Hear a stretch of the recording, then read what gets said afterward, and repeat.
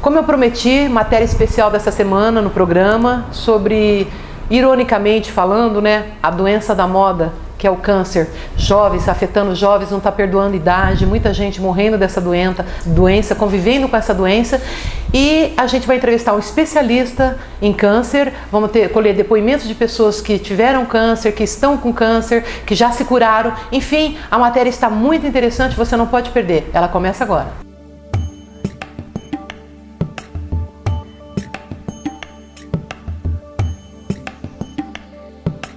Para falar sobre câncer, ninguém melhor que um médico oncologista especialista nessa doença há vários anos, o conhecido Dr. Sérgio Nechar, que aceitou o nosso convite para poder estar falando dessa doença. Por que está sendo chamada de a doença da moda? Bem, não é que a doença da moda, a doença já existe há muito tempo. Os diagnósticos que estão sendo feitos precocemente, os médicos estão se aprimorando, os métodos diagnósticos estão se aprimorando. E com isso, os diagnósticos são feitos precocemente e o tratamento também é feito de uma maneira muito mais eficaz. Porque antigamente o indivíduo falava, morreu de nó na tripa.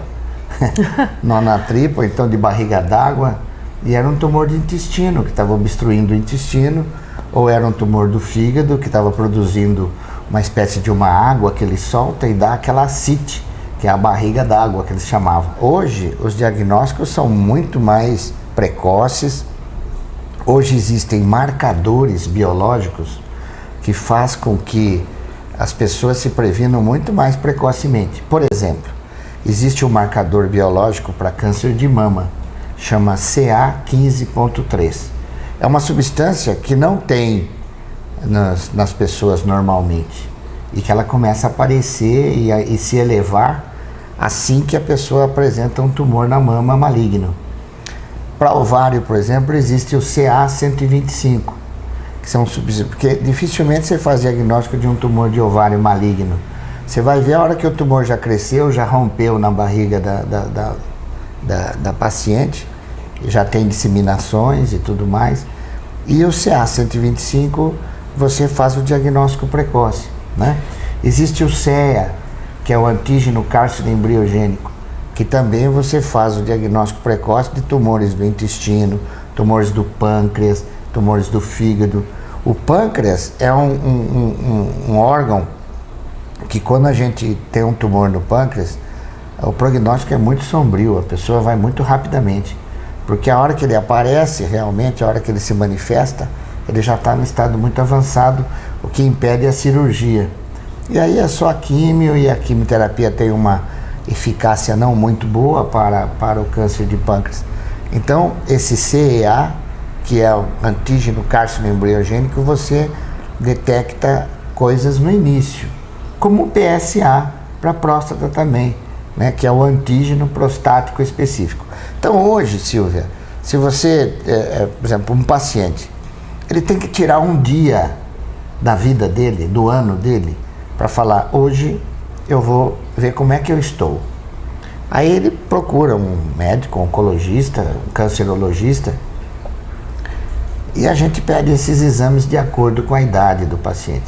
Porque também eu não vou pedir, por exemplo, um K15.3 ou CA15.3 para uma mocinha de 15 anos, 20 anos, né? E o que vem a ser isso, para quem não conhece, não sabe essas iniciais? Não, que tipo de exame?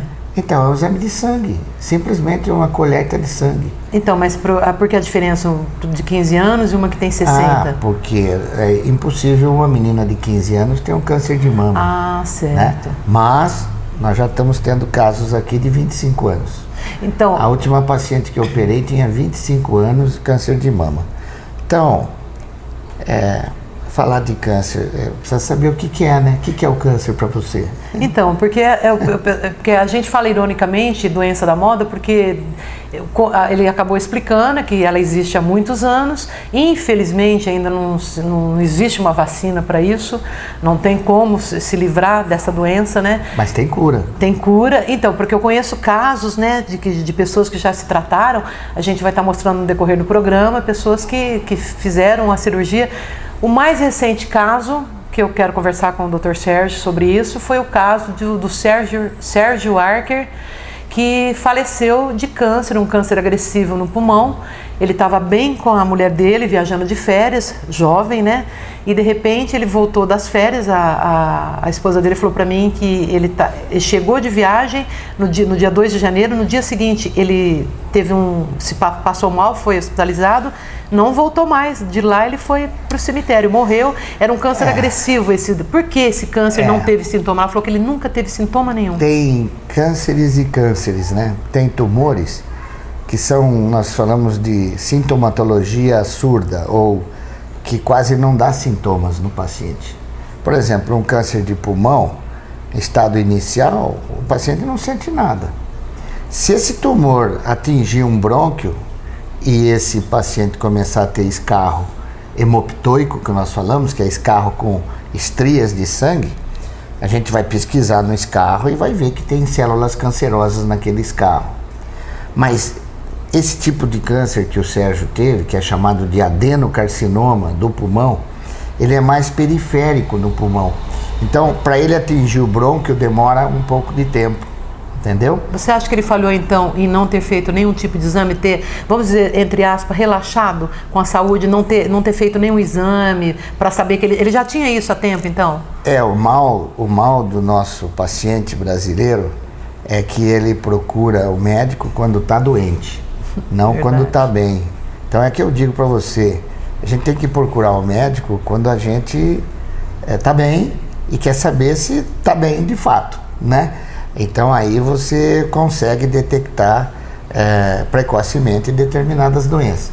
Aquela história, quem procura acha, mas se achar cedo... Salva, né? Salva, e salva bem.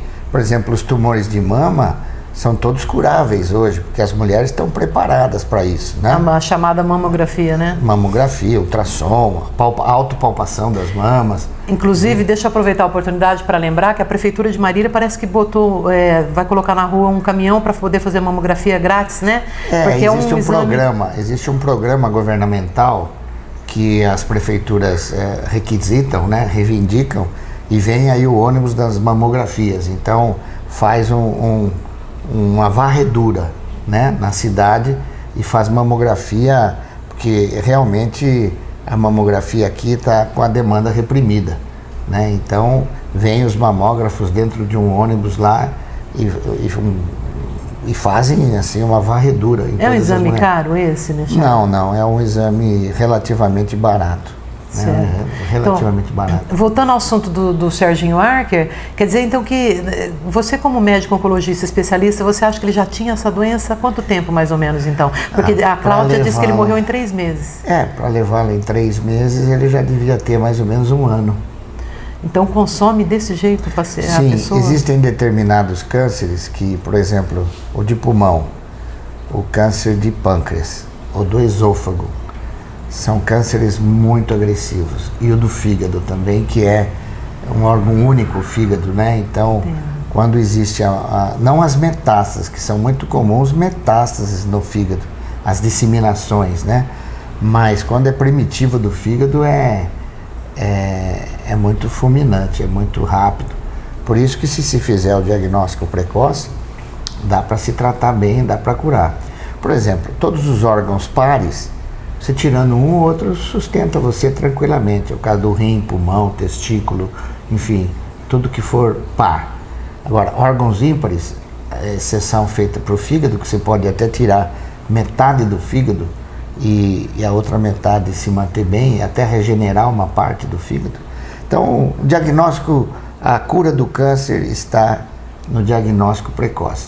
O câncer de próstata, ainda existem homens que batem o pé, relutam para não fazer o exame, né?